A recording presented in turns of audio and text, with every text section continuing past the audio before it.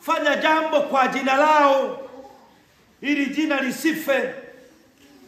Ninawaomba sana, mwaka huu yamefanyika mavuno.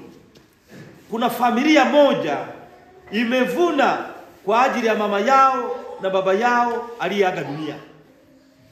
Familia ya Mkasa Kironde wamevuna kwa ajili ya Mama Paulina, mama yao aliyeaga dunia.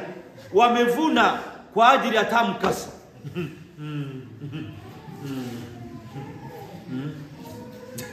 Yani wanavuna. Papa Francis alisema tunawasilisha urithi wa wapendwa wetu kwa kuendeleza matendo mema. Au walikuwa wanafanya matendo mema, tunayaendeleza. Kwa hiyo fanya kitu kwa jina lao. Mchango wa ujenzi kwa jina la aliyeaga dunia. Wawakilishi ni wangapi wanafanya hivyo? Naomba tujifunze. Jambo lingine,